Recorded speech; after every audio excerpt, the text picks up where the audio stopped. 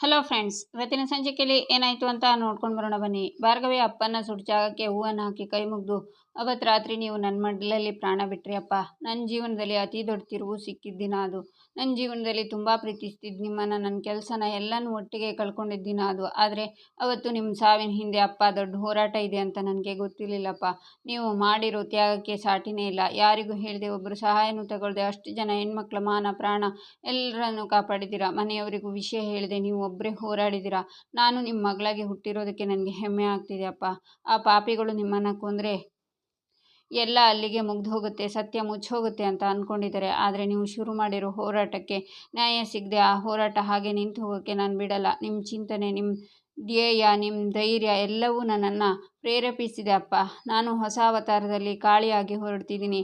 ನನಗೆ ಆಶೀರ್ವಾದ ಮಾಡಿ ಅಪ್ಪ ಅಂತ ಕೈ ಮುಗಿದು, ಈ ಕೇಸಲ್ಲಿ ನೀವು ಕೊಟ್ಟು ಹೋಗಿರೋ ಹೆಸರುಗಳು ಗಂಗಾ ಮತ್ತು ಗಾಯತ್ರಿ ದೇವಿ. ಪ್ರತಿಯೊಂದು ಕಿಡ್ನಾಪ್ ಕೇಸ್ ತಡೆಯೋದ್ರ ಮೂಲಕ ನಾನು ಆ ಗಂಗಾಗೆ ಹತ್ರನೇ ಆಗ್ತಾನೇ ಇದ್ದೀನಿ. ಆದರೆ ಆ ಗಾಯತ್ರಿ ದೇವಿ ಬಗ್ಗೆ ಇನ್ನೂ ಯಾವ ಸುಳಿವು ಸಿಕ್ಕಿಲ್ಲ. ಎಲ್ಲರೂ ಅವ್ರು ತೀರ್ಕೊಂಡಿದ್ದಾರೆ ಅಂತಲೇ ಅಂದ್ಕೊಂಡಿದ್ದಾರೆ. ಅವರು ಅದೆಲ್ಲೇ ಇದ್ದರೂ ಆದಷ್ಟು ಬೇಗ ಅವರನ್ನು ಹುಡುಕ್ತೀನಿ. ಪ್ರಮಾಣ ಮಾಡಿರೋ ಕಾರಣಕ್ಕೆ ನನ್ನ ಲಾಯರ್ ಕೆಲಸನ ಬಿಟ್ಟಿದ್ದೀನಿ. ಆದರೆ ಅನ್ಯಾಯ ತಡೆಯೋಕ್ಕೆ ನಾನು ಈ ದಾರಿ ಹಿಡಿದಿದ್ದೀನಿ ಅಪ್ಪ. ಅಪ್ಪ, ನಾನು ಸರಿಯಾದ ದಾರಿಯಲ್ಲಿ ಹೋಗ್ತಿದ್ದೀನಿ ಅಲ್ವಾ ಅಂತ ಅಪ್ಪನ ಜೊತೆ ಕಳೆದ ದಿನನ ನೆನ್ಪು ಮಾಡ್ಕೋತಾಳೆ ಭಾರ್ಗವಿ. ನಂತರ ಹೊರಡಬೇಕು ಅನ್ನುವಾಗ ಅರ್ಜುನ್ ಪೂರ್ಣಿಮನ ಕೈ ಹಿಡ್ಕೊಂಡು ಅಲ್ಲಿಗೆ ಕರ್ಕೊಂಡು ಬರ್ತಾನೆ. ಏನಪ್ಪ ಅರ್ಜುನ್, ಇವಳನ್ನು ಭೇಟಿ ಮಾಡಿಸೋದಕ್ಕೆ ಇಷ್ಟು ಅರ್ಜೆಂಟಾಗಿ ನನ್ನನ್ನು ಇಲ್ಲಿ ಕರ್ಕೊಂಡು ಬಂದ್ಯಾ? ನನಗೆ ಇವಳ ಮುಖ ನೋಡೋಕ್ಕೂ ಇಷ್ಟ ಇಲ್ಲ, ನಾನು ಹೊರಡ್ತೀನಿ ಅಂತಾರೆ ಪೂರ್ಣಿಮಾ. ಆಗ ಭಾರ್ಗವಿ ಅಮ್ಮ ಅಂತಾಳೆ, ಈಚೆ ಬೃಂದ ನಿನ್ನನ್ನೇ ಕೇಳ್ತಿರೋದು ಚರಣ್. ನಿನಗೆ ಯಾವತ್ತು ನಿನ್ನ ಅಮ್ಮ ಯಾರು ಅಂತ ತಿಳ್ಕೊಬೇಕು ಅನಿಸ್ಲೇ ಇಲ್ವಾ ಅಂತಾಳೆ. ನೋಡು ಬೃಂದ, ಪದೇ ಪದೇ ನೀನು ಈ ಪ್ರಶ್ನೆ ಕೇಳ್ತಿದ್ರೆ ನನ್ನ ಅಮ್ಮ ಯಾರು ಅಂತ ತಿಳ್ಕೊಳ್ಳೋದಕ್ಕಿಂತ ಅವ್ರು ನನ್ನ ಯಾಕೆ ಬಿಟ್ಟು ಹೋದ್ರು ಅನ್ನೋ ಪ್ರಶ್ನೆ ಬರುತ್ತೆ. ಬಿಟ್ಟು ಹೋದವ್ರ ಬಗ್ಗೆ ಏನು ಯೋಚನೆ ಮಾಡೋದು?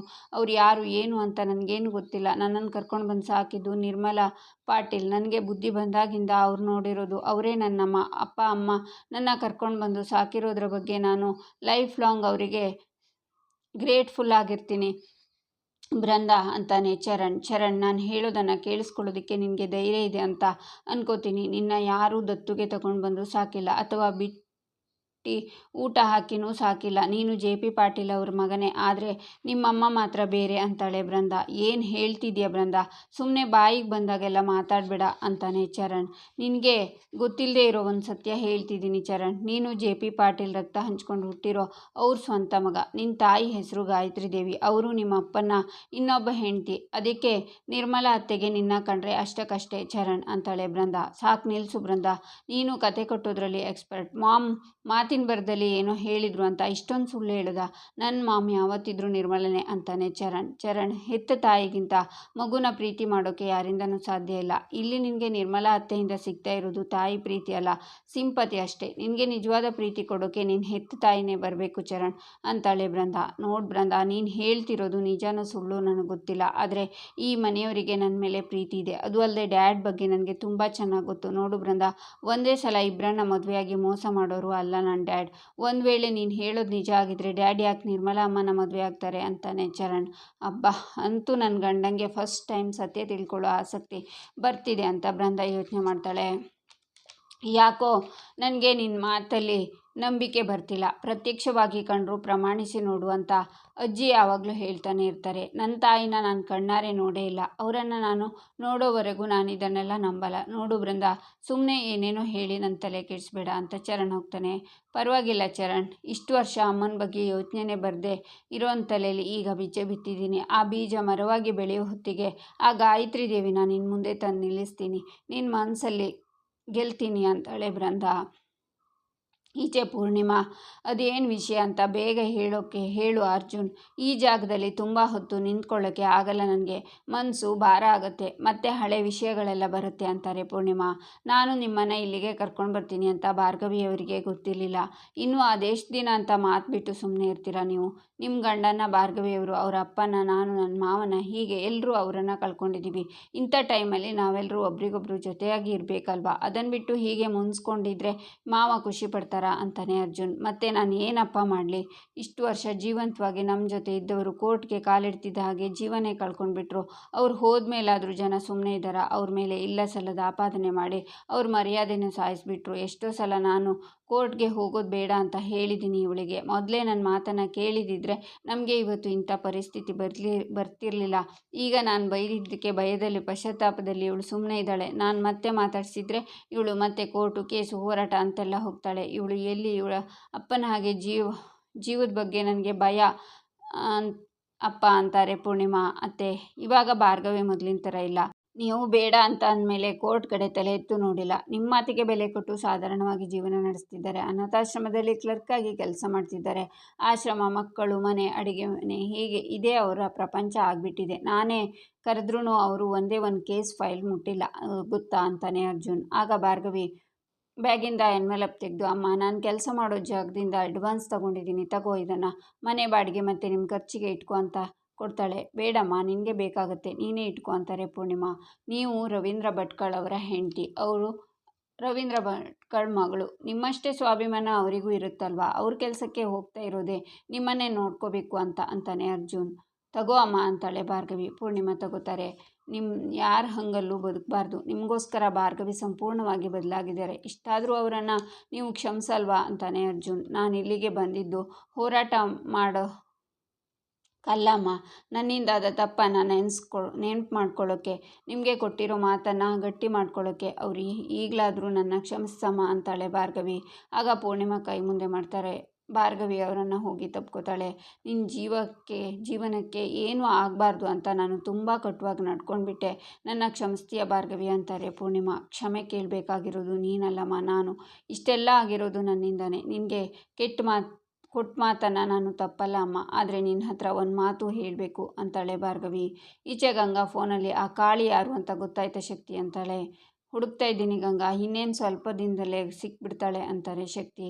ಇಷ್ಟು ವರ್ಷ ಟ್ರ್ಯಾಪ್ ಆಗದೆ ಇರೋ ನಮ್ಮ ನೆಟ್ವರ್ಕ್ ಬಗ್ಗೆ ಅವಳಿಗೆ ಹೇಗೆ ಗೊತ್ತಾಯಿತು? ನಮಗೆ ಅಡ್ಡ ಬಂದವಳನ್ನು ಆರಾಮಾಗಿರೋಕ್ಕೆ ಬಿಟ್ಬಿಟ್ಟು ಅದೇನು ಮಾಡ್ತಿದ್ದೀರಾ ಅಂತಾಳೆ ಗಂಗಾ. ಹಾಗೆಲ್ಲ ಏನೂ ಇಲ್ಲ ಗಂಗಾ, ನಾವು ಹೋಗೋ ಜಾಗದಲ್ಲಿ ಅಕಸ್ಮಾತ್ತಾಗಿ ಅವಳು ಬಂದು ಕಾಪಾಡಿದಾಳೆ ಅಷ್ಟೇ. ಅಷ್ಟೊಂದು ಯೋಚನೆ ಮಾಡೋ ಅವಶ್ಯಕತೆ ಇಲ್ಲ ಗಂಗಾ, ನಾವೇ ಸುಮ್ಮನೆ ತುಂಬ ಯೋಚನೆ ಮಾಡ್ತಿದ್ದೀವಿ ಅನಿಸುತ್ತೆ ಅಂತಾರೆ ಶಕ್ತಿ. ಈ ಗಂಗಾ ನೆಟ್ವರ್ಕು ಚಕ್ರವ್ಯೂಹ ಇದ್ದಂಗೆ, ಇದನ್ನು ಯಾರಿಂದಲೂ ಅಷ್ಟು ಬೇಗ ಭೇದಿಸೋಕ್ಕಾಗಲ್ಲ. ಒಂದು ವೇಳೆ ಆ ಕಾಳಿ ಇಲ್ಲೇನಾದರೂ ಕಾಲಿಟ್ಟರೆ ಅವಳಿಗೆ ಸಾವು ಕಟ್ಟಿಟ್ಟ ಬುತ್ತಿ. ನಮ್ಮ ಎದುರಾಳಿಯೇ ಆಗಿರಲಿ, ಇರುವೆ ಆಗಿರಲಿ, ಅವರನ್ನು ಹೊಸಗೆ ಹಾಕದೇ ಇದ್ದರೆ ನಮಗೆ ತೊಂದರೆ ಅಂತಾಳೆ ಗಂಗಾ.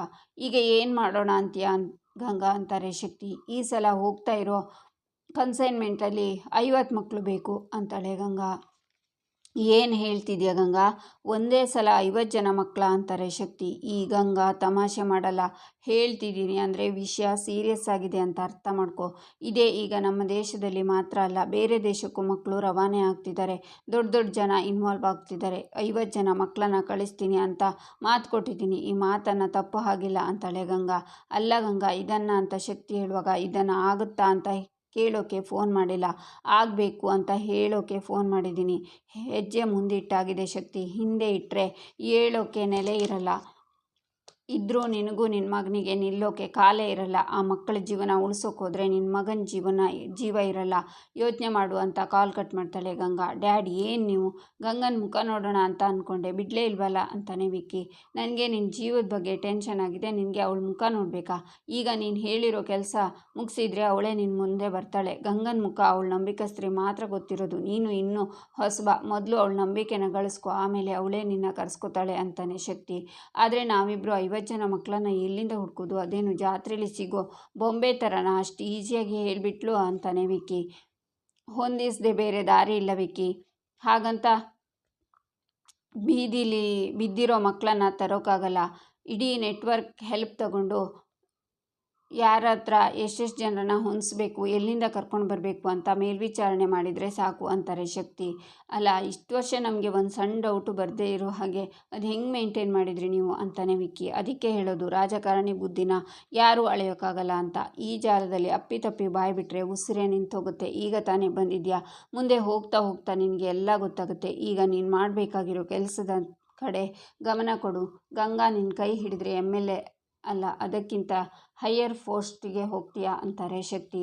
ನೀವು ಇಷ್ಟು ಹೇಳಿದ ಮೇಲೆ ಮುಗೀತು ಡ್ಯಾಡ್, ಯಾವುದೇ ರೀತಿ ಪ್ರಾಬ್ಲಮ್ ಆಗದೆ ಇರೋ ಹಾಗೆ ನಾನು ನೋಡ್ಕೋತೀನಿ, ಪ್ರಾಮಿಸ್ ಅಂತಾನೆ ವಿಕ್ಕಿ. ಈಚೆ ಭಾರ್ಗವಿ, ಅಮ್ಮ ನನ್ನ ಕೆಲಸ ಬಿಟ್ಟಿರೋದು ನಿಜವಾಗ್ಲೂ ನಿನಗೆ ಸಮಾಧಾನ ಆಗಿದೆಯಾ ಅಂತಾಳೆ. ಹೌದು ಭಾರ್ಗವಿ, ತಾಯಿ ಮಾಡೋ ಪ್ರತಿಯೊಂದು ಕೆಲಸನೂ ಅತಿ ಅನಿಸ್ಬೋದು. ಅತಿಯಾದ ಪ್ರೀತಿ, ಅತಿಯಾದ ಕಾಳಜಿ, ಹಾಗೆ ಅತಿಯಾದ ಕೋಪ, ಹಾಗೆ ಎಲ್ಲನೂ ಅತಿನೇ.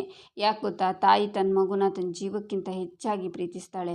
ನೀನು ಅದೆಷ್ಟು ಕಷ್ಟಪಟ್ಟು ಓದಿ ಲಾಯರ್ ಆಗಿದೆ ಅಂತ ನನಗೆ ಗೊತ್ತಿದೆ. ಜನರ ಆಡೋ ಮಾತು ಅಥವಾ ನಿನ್ನ ಖುಷಿನೋ ಅಂತ ಆಯ್ಕೆ ಬಂದಾಗ ನಾನು ನಿನ್ನ ಖುಷಿ ಲಾಯರ್ ಕೆಲಸನೇ ಮಾಡು ಅಂತ ಹೇಳ್ತಿದ್ದೆ. ಆದರೆ ಈಗ ಯೋಚನೆ ಬಂದಿರೋದು ನಿನ್ನ ಕೆಲಸನ ಅಥವಾ ಜೀವನನ ಅಂತ.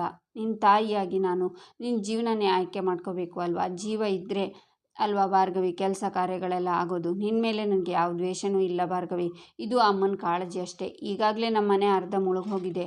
ನಿನಗೇನಾದರೂ ಆದರೆ ಅದನ್ನು ತಡ್ಕೊಳ್ಳೋ ಶಕ್ತಿ ನನಗಿಲ್ಲ ಅಂತಾರೆ ಪೂರ್ಣಿಮಾ. ನನಗೇನೂ ಆಗಲ್ಲಮ್ಮ, ನೀನು ಭಯಪಡಬೇಡ. ಹಾಗೆ ಮಗಳಾಗಿ ನಾನು ನಿನ್ನ ಹತ್ರ ಒಂದೆರಡು ಮಾತು ಹೇಳಬೇಕು. ನನ್ನ ಅಪ್ಪ ನನ್ನ ಕಣ್ಮುಂದೆನೇ ಆಕ್ಸಿಡೆಂಟಾಗಿ ತೀರ್ಕೊಂಡ್ರು. ಅವರು ಕಡೆ ಮಾತು, ಅವ್ರ ನಗು, ಅವ್ರ ಮುಖದಲ್ಲಿದ್ದ ಖುಷಿ ಎಲ್ಲ ನನ್ನ ಕಣ್ಮುಂದೆ ಕಟ್ಟಿದ ಹಾಗಿದೆ. ಒಂದು ಸಣ್ಣ ಇರುವೆಗೂ ತೊಂದರೆ ಕೊಟ್ಟವರಲ್ಲ ನಮ್ಮ ಅಪ್ಪ.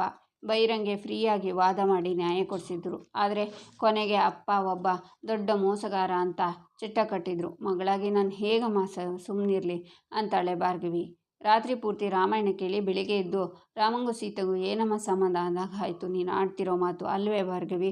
ಇಷ್ಟು ಹೊತ್ತು ನಾನು ಮಾತಾಡಿ ಏನು ಪ್ರಯೋಜನ ಆಯ್ತು ಹೇಳು. ನೋಡು, ನೀನು ಯಾರಿಗೂ ಏನು ಸಾಬೀತು ಮಾಡೋ ಅವಶ್ಯಕತೆ ಇಲ್ಲ. ದೇವರಂತ ಗಂಡ ಸಿಕ್ಕಿದ್ದಾನೆ. ಆ ಮನೆಯವರೆಲ್ಲ ನಿನ್ನ ಒಪ್ಕೊಂಡಿದ್ದಾರೆ. ಕೋರ್ಟು ಕೇಸು ಅಂತ ಅಲಿಯೋದು ಬಿಟ್ಟು ಆ ಮನೆಗೆ ಒಳ್ಳೆ ಸೊಸೆಯಾಗಿ ಬದುಕು ನಡ್ಸೋದು ನೋಡು ಭಾರ್ಗವಿ. ನಮ್ಮ ಸುತ್ತಮುತ್ತ ದಿನ 1000 ತಪ್ಪು ನಡಿಬೋದು. ಅದನ್ನೆಲ್ಲ ನೀನೇ ಹೋಗಿ ಸರಿ ಮಾಡಬೇಕು ಅಂತ ಇಲ್ವಲ್ಲ. ದಿನ ಕಳೀತು ಅಂತ ನೀನು ಮಾಡಿರೋ ತಪ್ಪು, ನಿಮ್ಮ ಅಪ್ಪ ಸತ್ತಿದ್ದಾರೆ ಅನ್ನೋ ಸತ್ಯ ಬದಲಾಗಲ್ಲ. ಒಂದೊಂದು ಸಲ ಕರ್ತವ್ಯಕ್ಕಿಂತ ಜೀವನೇ ಮುಖ್ಯ ಆಗತ್ತೆ. ಈ ಮಾತನ್ನು ನೀನು ನೆನ್ಪಿಟ್ಕೋ ಅಂತಾರೆ ಪೂರ್ಣಿಮಾ. ಈಚೆ ನಿರ್ಮಲಾ ಸತ್ಯನಾರಾಯಣ ಪೂಜೆ ಮಾಡಬೇಕು ಅಂತ ಅತ್ತೆ ಹೇಳ್ತಿದ್ದಾರೆ. ನೀನೇ ಇದನ್ನು ನಿಭಾಯಿಸಬೇಕು ಅಂತ ಭಾರ್ಗವಿಗೆ ಹೇಳ್ತಾರೆ. ನಿನಗೆ ಸಿಕ್ಕಿರೋ ಈ ಅವಕಾಶನ ಹೇಗೆ ನಿಭಾಯಿಸ್ತೀಯ ಅಂತ ನೋಡೋ ಕಾತುರ ನನಗೆ. ಅದನ್ನು ನಿಮ್ಮ ಅಂತಾರೆ JP. ನಿಮ್ಮ ಮಾತಿನಂತೆ ಆಗಲಿ, ಪೂಜೆಗೆಲ್ಲ ರೆಡಿ ಮಾಡ್ಕೋತೀನಿ ಅಂತ ಫೋನ್ ನೋಡಿ ಶಾಕ್ ಆಗ್ತಾಳೆ ಭಾರ್ಗವಿ. ನಂತರ ಪೂಜೆ ನಡೆಯುವಾಗ ಪ್ರಸಾದ ತರೋದಕ್ಕೆ ಪುರೋಹಿತರು ಹೇಳ್ತಾರೆ. ಆಗ ಬೃಂದ ಬಂದು ಪ್ರಸಾದನೂ ಕಾಣಿಸ್ತಿಲ್ಲ, ಹಾಗೆ ಭಾರ್ಗವಿನೂ ಅಲ್ಲಿ ಕಾಣಿಸ್ತಿಲ್ಲ ಅಂತಾಳೆ. ಇಲ್ಲಿಗೆ ಈ ಸಂಚಿಕೆ ಮುಕ್ತಾಯವಾಗುತ್ತೆ. ಮುಂದಿನ ಸಂಚಿಕೆಗಾಗಿ ನಮ್ಮ ಚಾನಲನ್ನು ನೋಡಿ ಸಬ್ಸ್ಕ್ರೈಬ್ ಮಾಡಿ, ಲೈಕ್ ಮಾಡಿ, ಸಪೋರ್ಟ್ ಮಾಡೋದನ್ನು ಮರಿಬೇಡಿ.